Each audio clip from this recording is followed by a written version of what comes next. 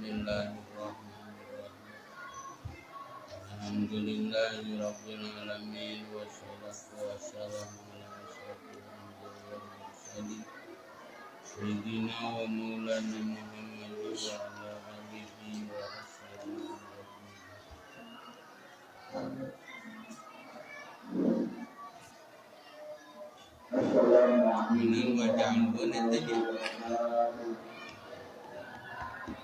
Bismillahirrahmanirrahim.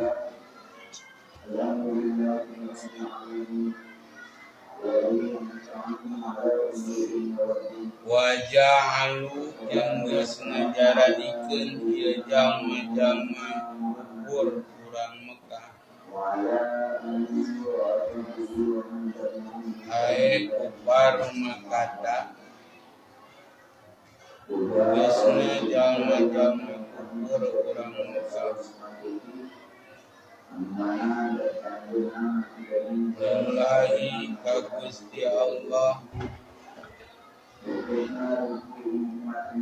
mimmatina perkara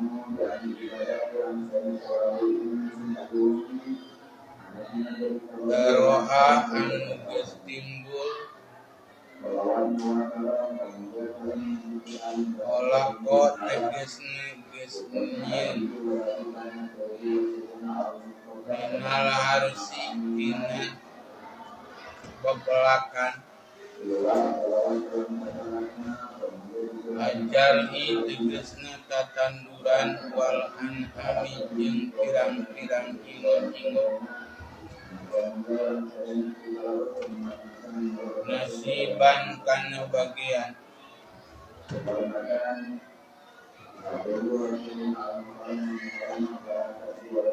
yasrikuna anu geus nasorupkeun ieu jalma-jalma kana eta perkara ila daibani ka pirang-pirang tamu wal masakini jeung pirang-pirang jalma miskin wali suraka ihim jeung pikeun berhala-berhalana ieu jalma-jalma urang Mekah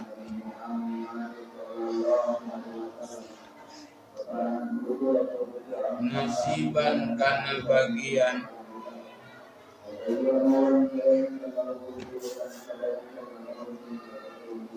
yasrifuna anu geus nasorupkeun ieu jalma-jalma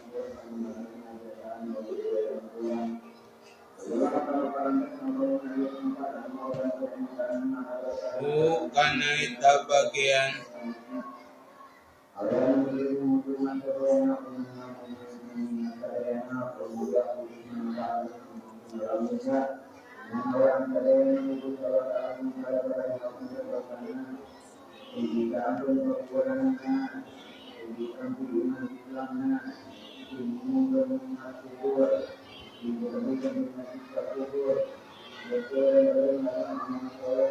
ila sidnatiha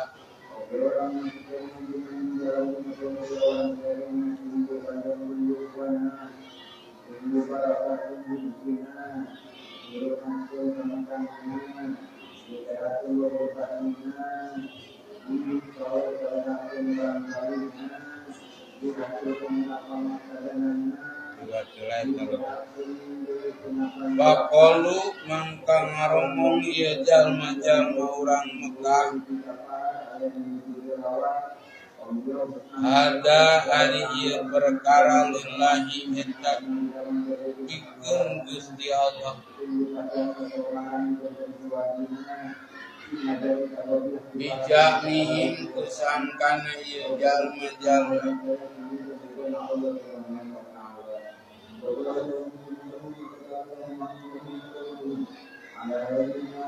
bil fathi menang dibaca patah bijamihim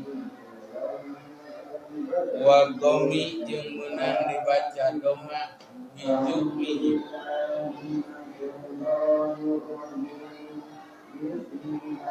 Wahada jeung ari ieu perkara di suraka ini pikeun babaturan urang sararea atanapi berhala urang sararea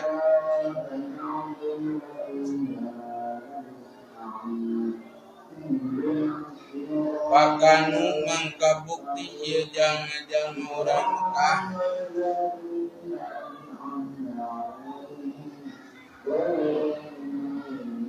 ida sakoto di mana-mana rag-rag binasibillah dina bagian Gusti Allah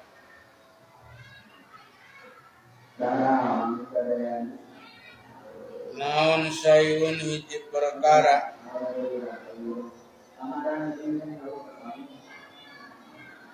minasibiha dina bagianana ieu perkara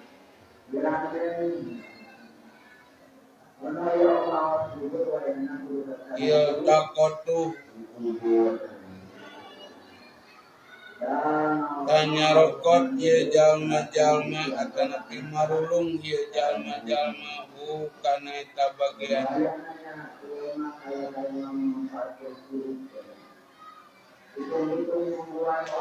au binasibiha atanapi di mana-mana rag-rag dina bagian ieu berhala naon sayun hiji perkara minasibihi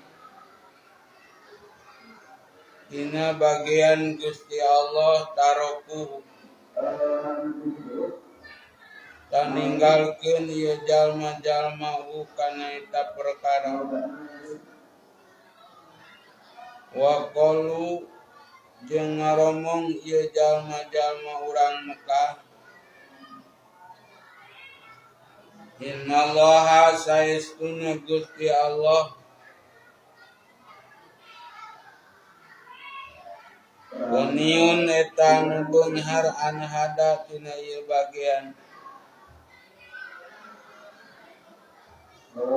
kama sapertikeun perkara qala anu geus ngadawuh Gusti Allah Ta'ala maha luhur Gusti Allah Pama mangkari perkara kana anu bukti ieu perkara di suraka ihim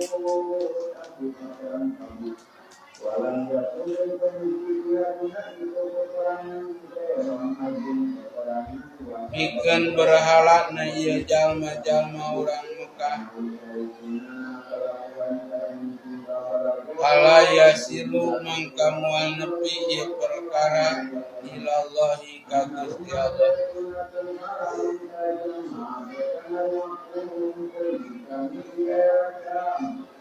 air li jihatihi tegasna pikeun jihadna Gusti Allah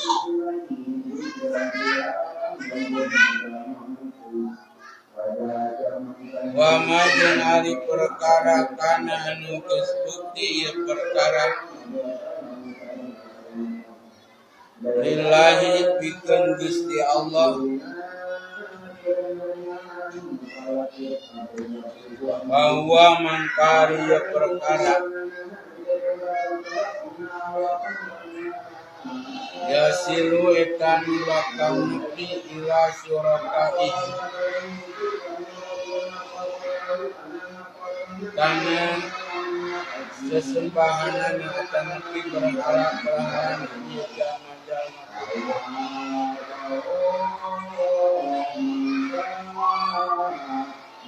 saha pohara gorengna bisa tegasna pohara gorengna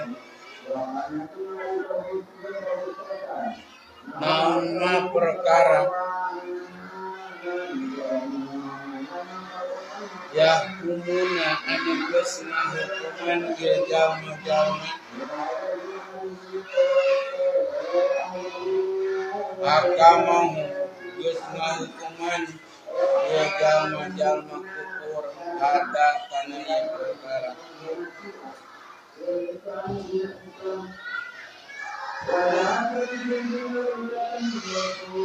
Jelas ibnati ate kana nutupanana eta berhala.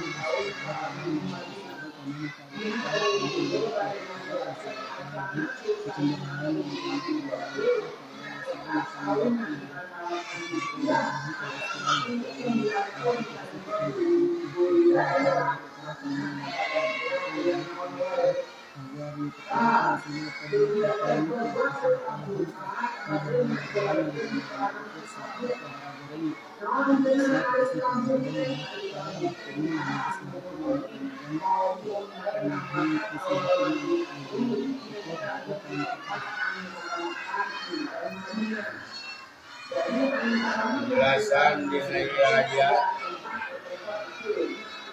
rek ngajelaskeun peraturan anu dijieun ku jalma-jalma urang musyrikin. Jadi dina ayat teh rek ngajelaskeun peraturan anu dilakukeun ku jalma-jalma musyrikin. Anu mana ayat mangrupakeun panyata jeung taubeh ti Gusti Allah. Pangweleh ti Gusti Allah ka jalma-jalma musyrikin.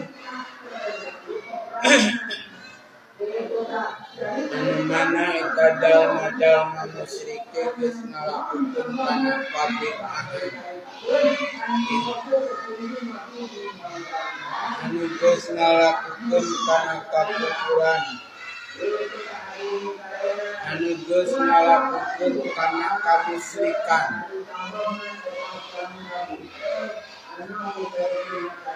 Sabab maranehanana geus ngajadikeun ka Gusti Allah teh kana anu marengan.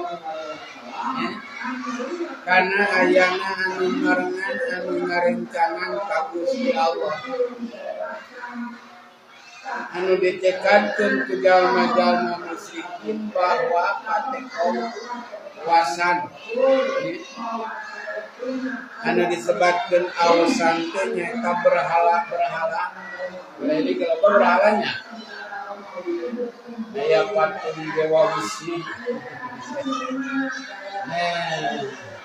Manehna teh percaya ka Gusti Allah. Ngan sajaba percaya ka Gusti Allah, percaya ka saliyati Gusti Allah dikatun aya anu ngarencangan ka Gusti. Ieu kadana jalma musyrik. Dina ayat dijelaskeun ku Gusti Allah mangrupakeun panyacat jeung taubeh.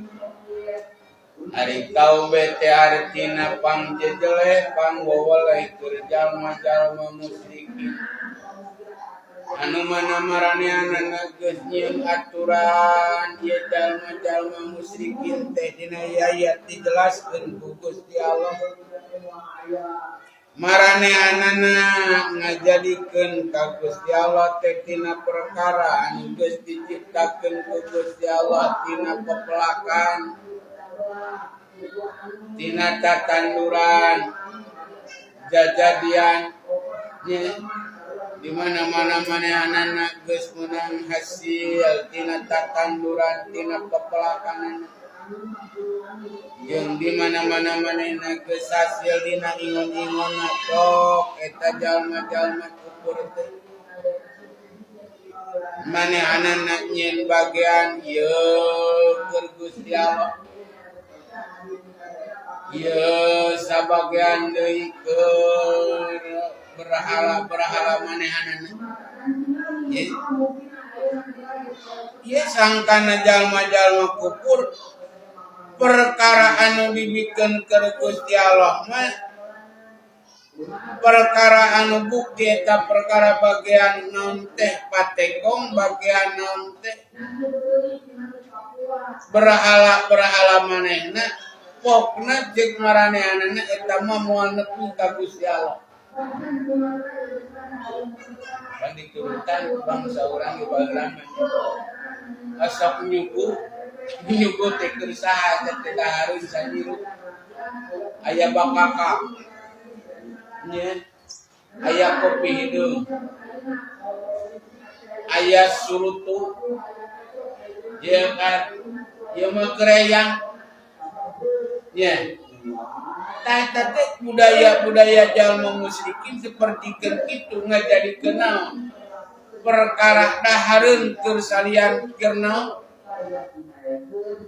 keur sesepeur anu dipercaya ku manehna ditekadkeun ku manehna bisa nyieun kahadean pan baheula malamun rek panen nyuguh heula ngan nepikeun ka kiwari ge di daerah Karawang kade daerah pasisian masih kene aya nu nyuguh nya anyar-anyar kurang dia bila mereka hajatan dewa di pawon teh nyeungeut punyan nya daharun bakakak hidup dia gitu.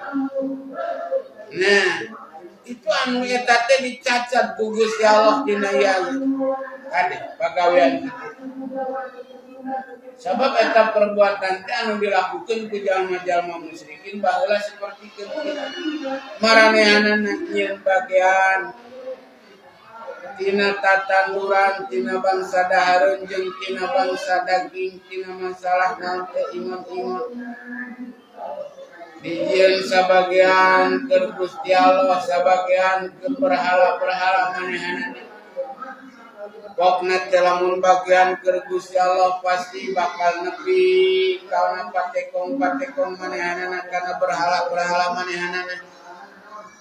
Lamun bagian berhala moal nepi ka Gusti Allah maka tina ayat pohara goreng perkara anu geus ngahukuman eta jalma-jalma musyrikin dina ayat anu samemehna dijelaskeun bahwa jalma-jalma musyrikin di zaman baheula urang Mekah ngajadikeun bahiro ai bahiro teh onta ya, anu tahun teh diharamkeun ku manehna dikunci sapaehna aya dina ayat anu sadajana teh tuluy di aya deui naon teh onta anu dilanangkeun ari dilanangkeun teh diantep we ieu arti teu wani didahar teu wani dijual teu wani dikunci eta anu dijadikeun ku manehanana naon hukum anu dilakukeun ku manehanana eta teh pohara goreng teu beda siga bangsa urang baheula lamun rek ngalakukeun hajatan sok nyuguh heula nya nyuguh heula kayang nuna itu nuna ieu atuh pan ari bangsa jin disuguh beuki ato atuh kan nya kasenangan bangsa jin mah di mana harewosna digugu ku manusia. Dina ayat anu kamari dijelaskeun ya masyarul jinni qad istaksartum minal insi. Golongan bangsa jin ti Gusti Allah. Kejaga di yaumul kiamat ditanya ke bangsa jin ku Gusti Allah. Qad istaksartum minal insi nyata aranjeun kabeh geus loba nyasarkeun ka manusia. Kumaha dina waktu hari tadina kiamat dia mungkin seperti itu. Kalah kang ngomong nya sawarehna eta manusia pokna teh Gusti abdi geus saling senangkeun antara abdi jeung bangsa jin. Nya bangsa abdi diturutkeun digampangkeun urusan.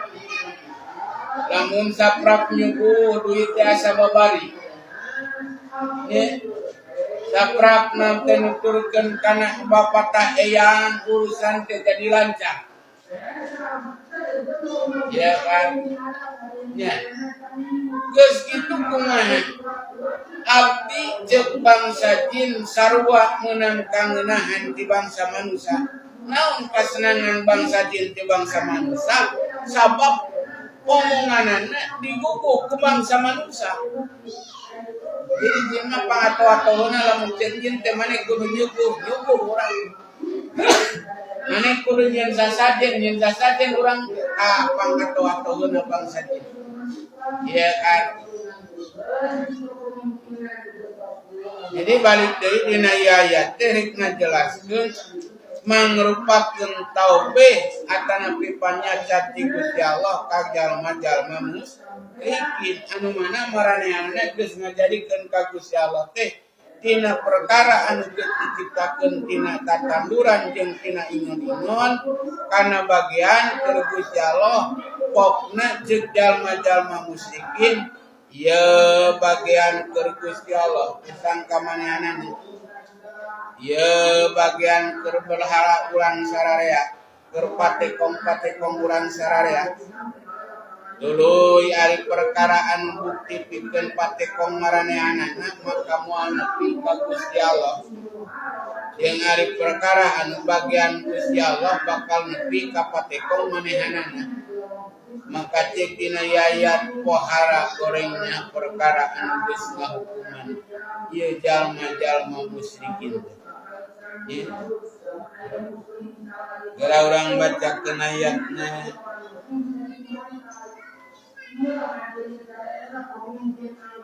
wa ja'alu lillahi mimma dara'a minal harsi wal an'ami nasiba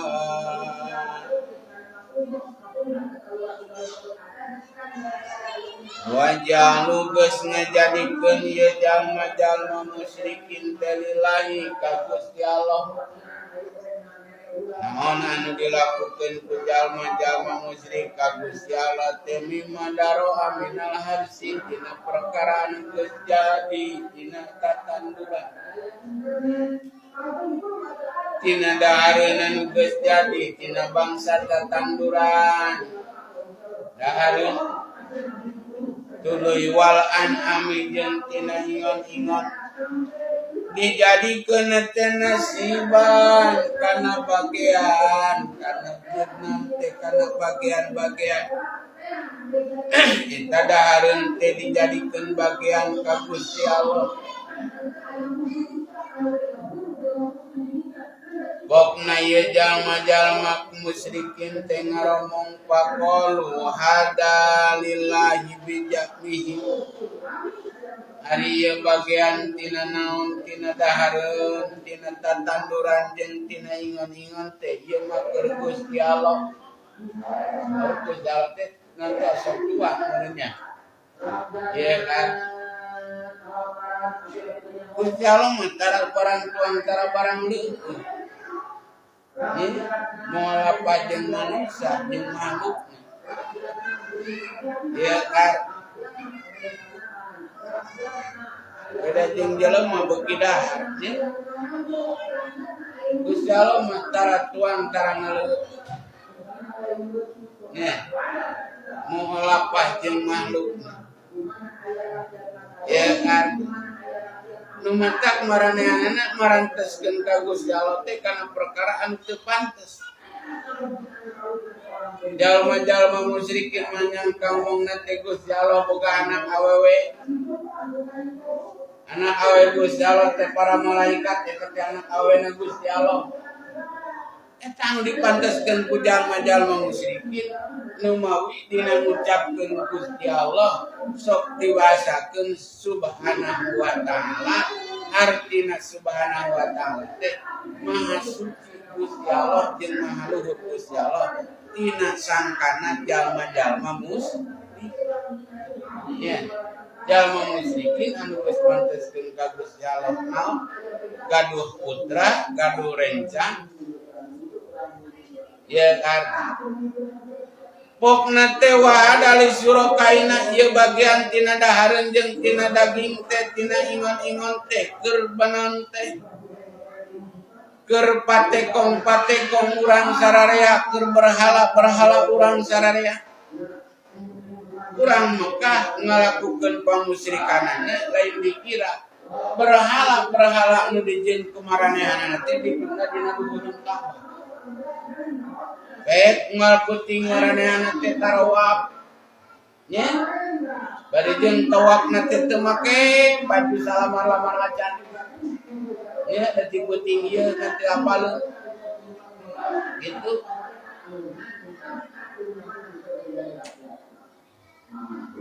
Numatak sawarehna para sahabat ketika ngaresep kana agama Islam, para sahabat ketika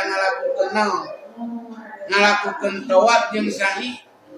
Sakapun para sahabat teh mu ngalakukeun kana sa'i jeung tawaf naon sababna? Sabab perlakuan jalma-jalma musyrikin baheulana di mana tawaf teh jeung sa'i teh mananehanana ngalakukeun teh berarti kaya dibeuki. Nya. Nu mawi dina al-unsur ayat Pamana hajjal baita awi tamar fala junaha alaihi ayyatahu wa fabih. Sahaja mun ngalaksanakeun ibadah haji atau ibadah umroh teu dosa ngalakukeun tawaf.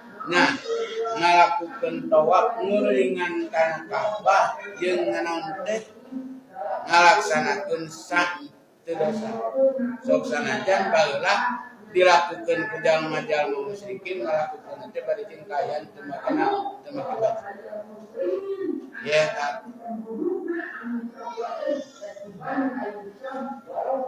Jadi teu dosa ngalakukeun kana tawaf dina haji jeung dina umroh teh ngalakukeun tawaf kana eta naon?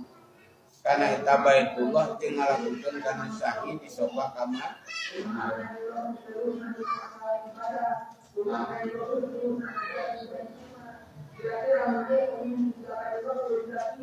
Tuluy manehanana teh ngahukumanna teh pamangkana li surakaihim fala yasiru ila Allah. Naon perkara anu geus dibanon teh dibikeun atanapi bagian keur Gusti Allah pikeun banon teh berhala manehanana eta jalma urang Mekah, urang kufur Mekah. Ya. Maka cek manehanana pala yasilu ilallah perkara anu geus dinaon teh dibagikeun keur berhala maranehana teh maka moal nepi ka Gusti Allah kajiatna Gusti Allah. Nih. Jadi manehanana teh di mana-mana rag-rag dina bagian Gusti Allah hiji perkara dina bagian eta patekong maranehanana mulung kana eta bagian. Lamun naon sabab Gusti Allah mah cek manehanana Gusti Allah mah maha sugih. Innallaha ghaniyun an hada. Ngan lamun au pinasibi hasaiun minasibi tarku. Ngan lamun rag-rag dina bagian eta patekong gitunya. Kena bagian Gusti Allah eta perkara anu ragrag teh ditinggalkeun ku maranehanana. Jadi lamun anu perkara dahareun atawa naon tatanduran atawa ingon-ingon anu berbagian Gusti Allah mah gitu kumanehanana teh dikaropot ngan lamun bagian keur anu dibagiankeun kumanehanana keur bangsa naon berhala maranehanana kumarenan ditinggalkeun. Ieu hukum anu naon anu dilakukan ku jalma-jalma musyrik. Pelaturan jalma musyrikin seperti itu. Numawi dina akhir ayat sa'a mayahkumun nya wahara gorengna perkara anu geus ngahukuman ieu jalma-jalma musyrikin nya pelaturan anu geus dilakukan ku jalma-jalma musyrikin seperti itu. Ayat teh ieu ayat teh nyambung jalma kiwari ke sakapung sok nyeun aturan anu lain-lainnya. Ngalakukeun kana hiji perkara nu tanpa dasar. Jalma nu keureun sok neangan belut. Di mana nuju bulan teh sok aya mandian bari jeung neangan belut keur ngamandian nuju bulan teh naon sababna ngarah lancar ngajuru lesa. Pan teu naon kasuk dia. Hayang lancar manggeus dina nginum minyak kelapa. Ya kan. Gimana minum minyak kelapa goreng nyambung eta bakal lancar ngajuru teh bakal lesa. Ari belutna ukur dipuna dina banana teh dina bak. Belutna dipuna dina jolang kudu caina dipake mani naon sabeuna urusanana kana naon lancar ngajuru. Iya kan. Nah, ieu naon hukum atapi aturan anu dilakukan ku jalma-jalma musyrikin baheula anu naon anu kacida pisan goreng aturan atapi hukum anu dilakukan. Ini sebagai contoh ke urang sararea ulah ngelakukan kana perkara anu tanpa dasar ilmu tanpa naon petunjuk ti Gusti Allah jeung Rasul.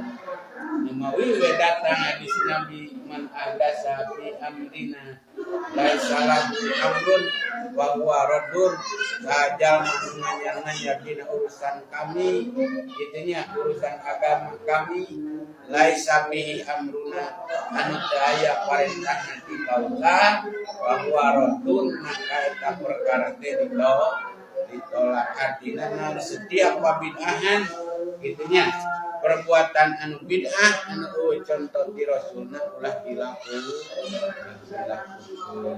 Ya, jadi itu ayat teh sekali deui atuh merupakan taubeh atanapi panggejeleh di Gusti Allah ka jalma-jalma musyrikin anu manehanana geus ngajadikeun tina naon dahareun dina tatanduran jeung tina ingon-ingon dibagi-bagi. Ia sebagian keur Gusti Allah, ia sebagian keur berhala manehanana. Lamun perkara anu terbagian Gusti Allah di mana ragrag eta dina tatanduran teh dicopot ku manehanana, nah lamun keur berhala manehanana di mana ragrag teh diantep. Berbeda siga tina ayat anu sababina, jalma-jalma musyrikin ngajadikeun tina ingon-ingon dijadikeun bahiro. Ari bahiro teh diantep gitu. Aya onta diantep imah sapaehna teh dipunci gitu diasingkeun ieu anu dilakukeun pisan ku jalma-jalma musyrikin ya kan kumawi dina akhir ayat sa'a mayahkumun wahara goreng perkara anu geus ngahukuman jalma-jalma ieu ulah sampai karena perbuatan jalma musyrikin teh dilakukan urang sadayana jalma musyrik. Pantun kapayuna wa kadzalika jayyana likasiri minal musyrikin qatla awladihim suraqa'uhum liyurduhum wal yalbisu alaihim dinahum. Wallahu a'lam.